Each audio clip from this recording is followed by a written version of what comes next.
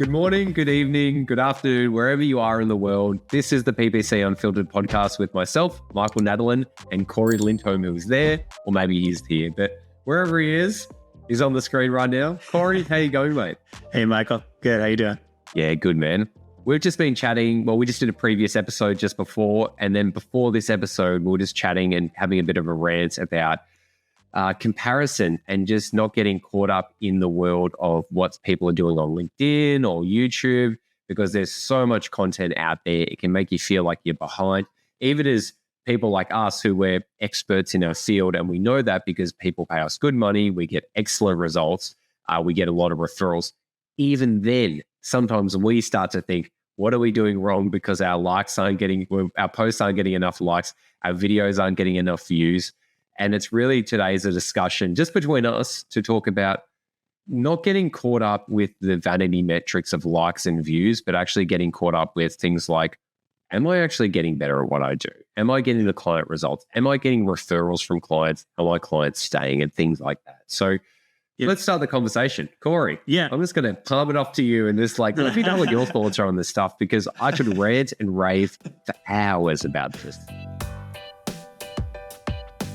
You're going to be seeing people that are putting out a lot of content. They're getting more engagement than you are, or they're doing better than you from a business standpoint. And hey, it is what it is. I think Michael and I, we had started this conversation. We didn't expect to make a video about this. We just kind of fell into it. We were talking about it. We'd seen a couple posts recently that were people putting out content that, it seems really cool. It seems really fancy. Like it's a script output. It looks nice, but him and I asked the same question, Michael, which is, how do you use it? What do you use it for? Okay, it looks cool, but what do I do with it now? And that's coming from people like us who create our own stuff, our own automations. We're not necessarily sharing them all with the world. So, Michael, that's something you see all the time, right? On LinkedIn, these kind of scripts, not that they're bad, but just, people putting out stuff, but then not really answering the question, how do I use it? Yeah, well, look, I feel like every time we catch up, I'm always kind of saying something about people posting stuff or scripts. And I'm really always trying to come down to the point of practicality and impact on outcome. And I feel like I've just learned that from years of doing, business development, more importantly, personal development. There's in the personal development sphere, there's more people in that than the business sphere. There's always the ultimate way to be happy, the ultimate way to, whatever these things are. But then I always take a step back from that and go well, is this practical, or is this just some mumbo jumbo to get views? And then what's the actual outcome it achieves? Because people can say a lot of stuff that sounds good, that gives you dopamine, but it delivers no outcome. And I've really transferred that to business, where I'm always asking, well, does this get results? Prove to me it gets results over what date period, and what are the outcomes? And when I look on social media now, and bring it back to that main point of comparison, is I see people posting all the time, getting heaps of comments and likes, and I can see through it, being I know this person isn't getting results for their clients, because someone who gets results doesn't speak like that. They speak a very different language. It's like when you meet someone, you've got clients who are probably extremely wealthy, and then you've got clients who are probably just normal people, and you can see how they operate business differently. And you can see the words they use, the phrases they use, how they communicate. And I can see with a lot of stuff that's online, it's just made for the masses, because the masses are not sophisticated.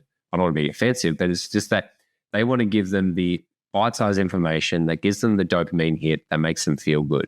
But then people like you and I, who we've got a lot of clients who pay us really good money, we get the results and we get a lot of referrals. People probably should be putting out more content. We're not getting the clout for it. And not that I want that. It's more that I am always I'm sensitive to seeing people put stuff out that's almost creating mind viruses. That it's the real direction you should be going is here, but then they're posting stuff that's just do this random stuff. And then over time, you're in a very different direction, and it actually hurts more than it heals. It can give inspiration, it can get people involved, but it's not delivering the results people want. And I feel like when I look at a lot what's happening online now, a lot of the biggest creators, especially in the Google ad space, I can see that they're not delivering results. I can tell they're not working with big clients because you have nuances that when I say you post stuff, it's very nuanced. It's almost too ridiculous.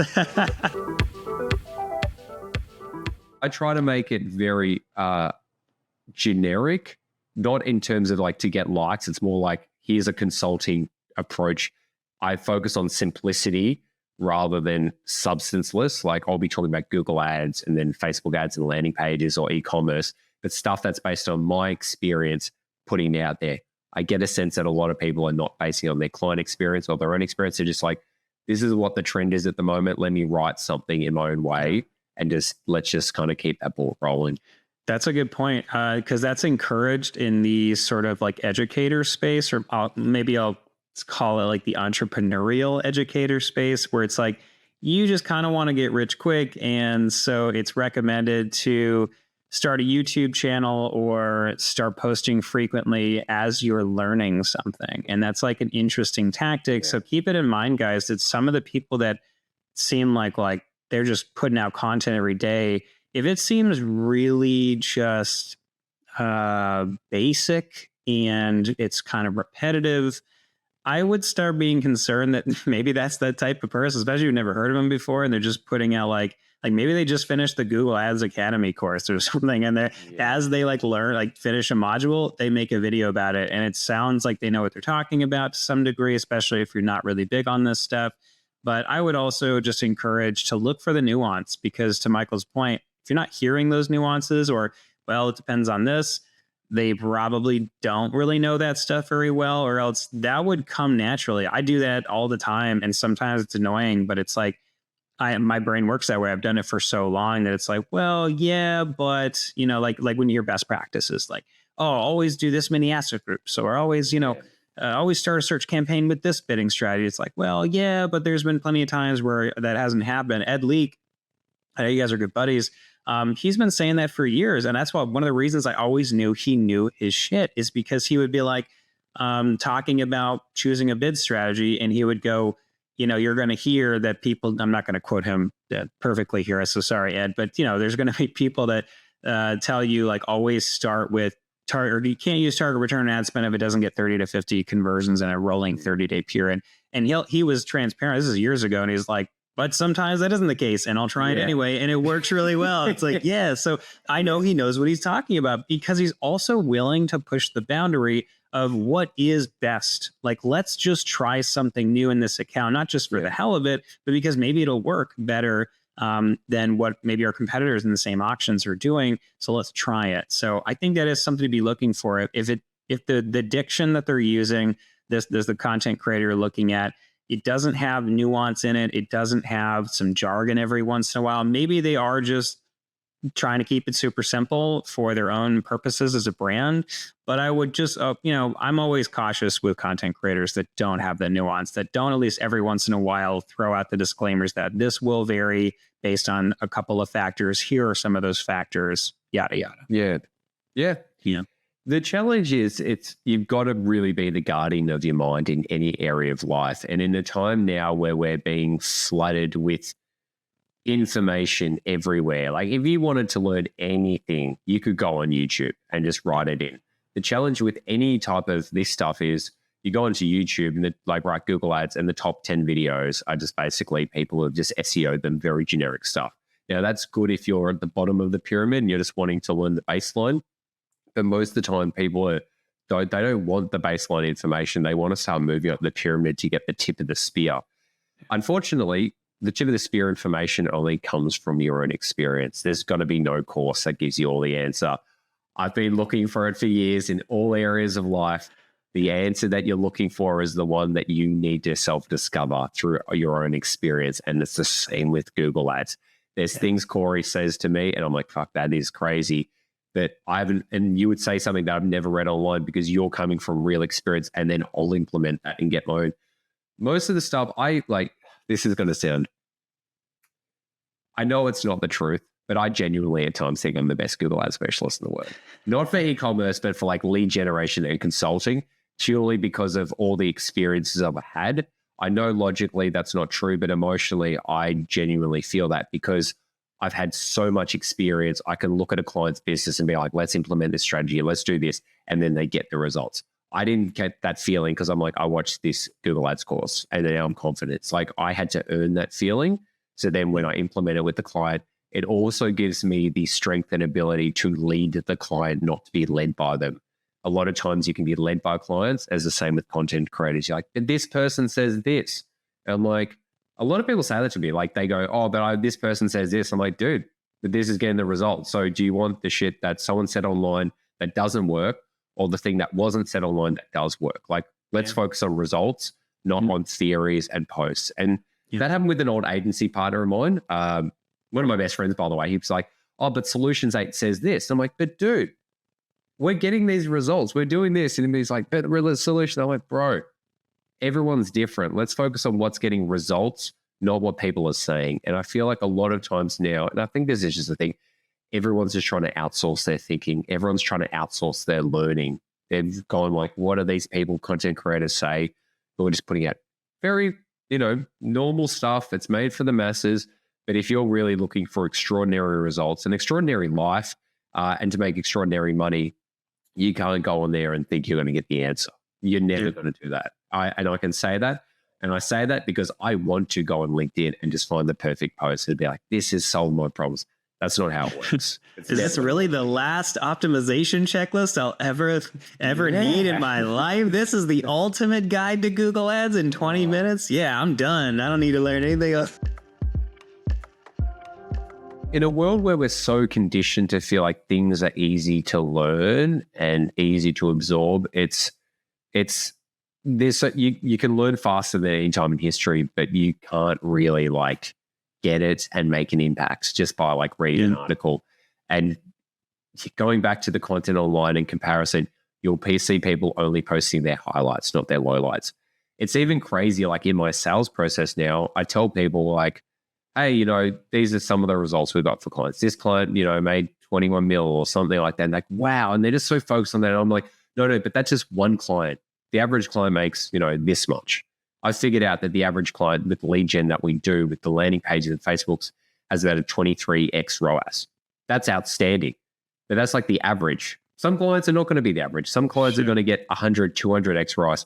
And I can calculate now with everything. But if I just write online, we get 20x ROAS, or this client, we got 200x ROAS, they made $21 million. People will just be like, wow, why aren't I doing that? Why aren't I making 21x? They'll put me on a pedestal, which they should. No, but it's just it's so easy to get caught in comparisons when you've got one bit of outlier data. I want to know what people's average is, and they don't talk about their average. They don't even talk about their worst client. They just talk about the outlier.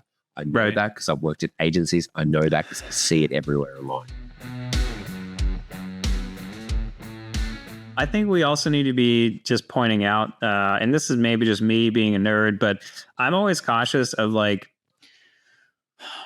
degrading how people perceive what we do by making it look too easy. And what I mean by that is do you see on YouTube, maybe there's videos like this, but the ultimate guide to architecture 2023? Probably not. Do you see the ultimate guide, the 10 things you need to do to be a great engineer? What? No. I actually think that there's probably are. There probably is. But there's probably young people in their 20s who would just be working engineer for 2 years, and they're like, I'm so much smarter than the person who's been doing this for 40 years. Who's a multi-millionaire who's done all these projects. I know better because I'm young. I'm 23. I know everything now. I always caution against that stuff because I'm just why is it that there's this perception that marketing is just so commonsensical and easy? People might watch this video and go, oh, because it is. It's really? Then how has there been all these books, all these? I mean, it's an entire degree program, for a reason. I wouldn't encourage everybody to just go do a marketing degree if it's not necessary for you personally. But I hate that we put it into these little easy buckets of top 10 ways to be the best Google advertiser or something, or here's your ultimate guide to Google Ads in 2023.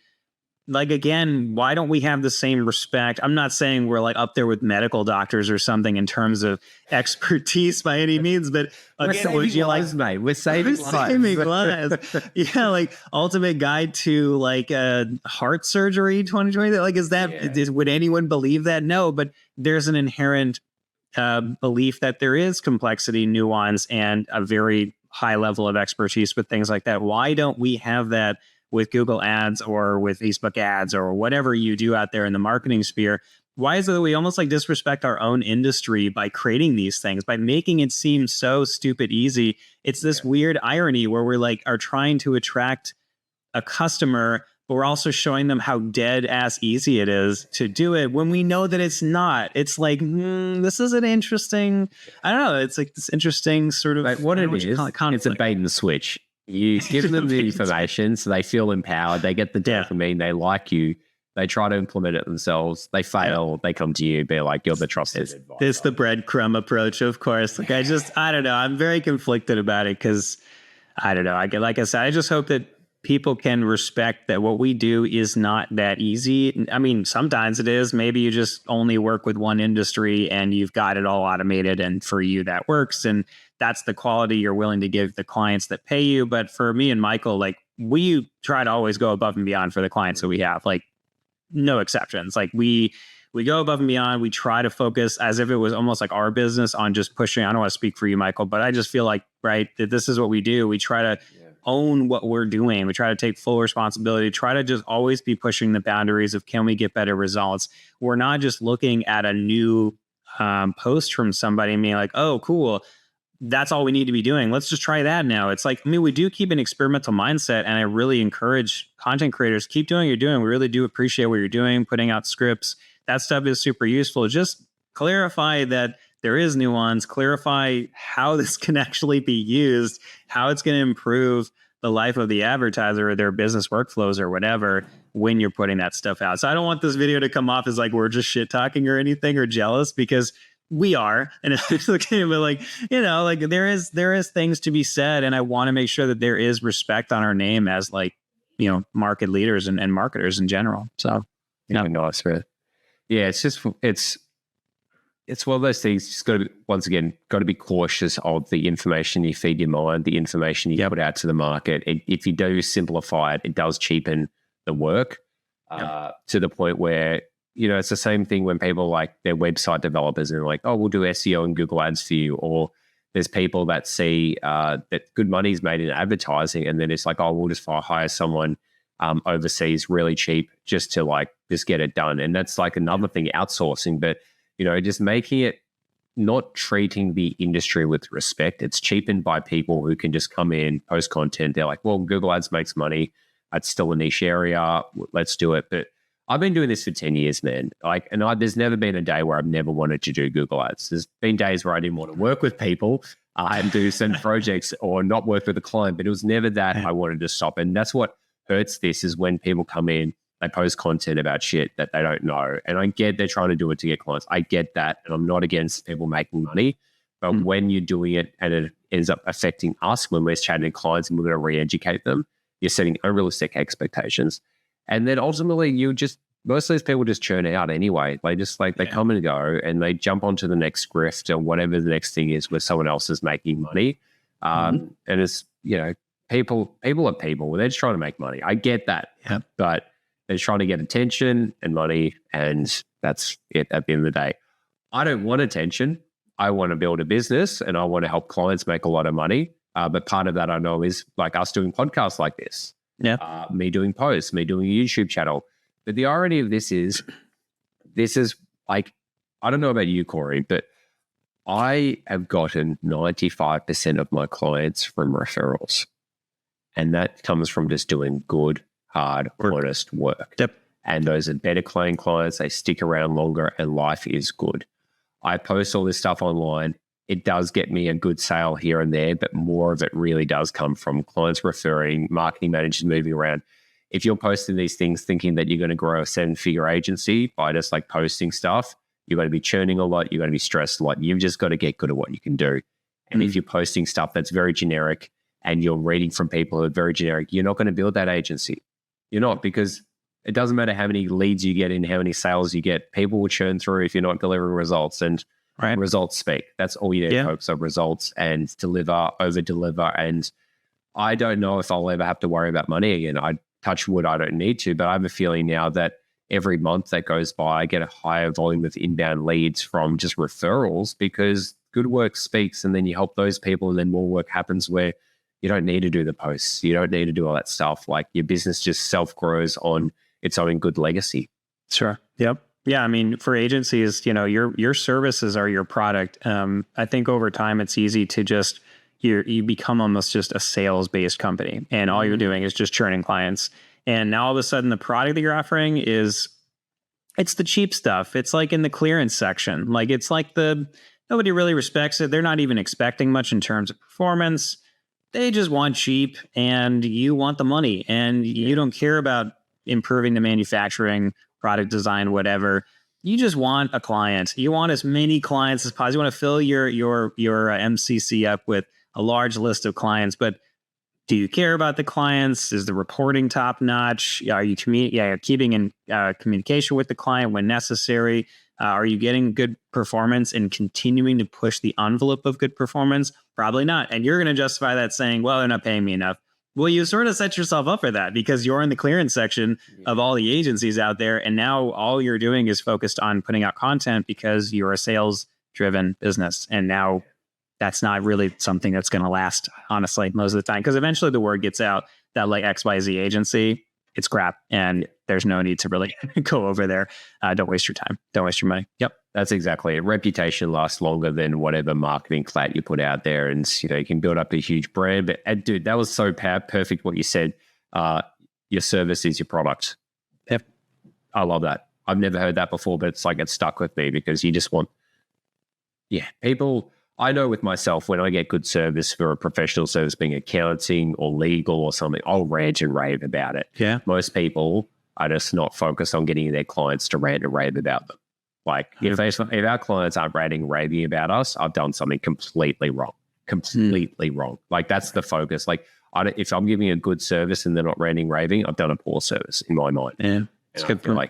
So anyway, dude, this is another 25-minute or 23-minute conversation, and another small conversation has led to something bigger. So this is what happens. Man, I really value your time and your knowledge and your input. Thank you so much, Cory, for sharing your insights today. It's been wonderful once again. And I really hope that other people can take something from this to really clear their mind, decide who they follow in life in general, but also business, just to make better decisions, better inputs, and then obviously better outputs. So absolutely.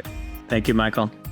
So let people know how they can find you, mate. Of course. Cory Lindholm on LinkedIn and YouTube. Nice.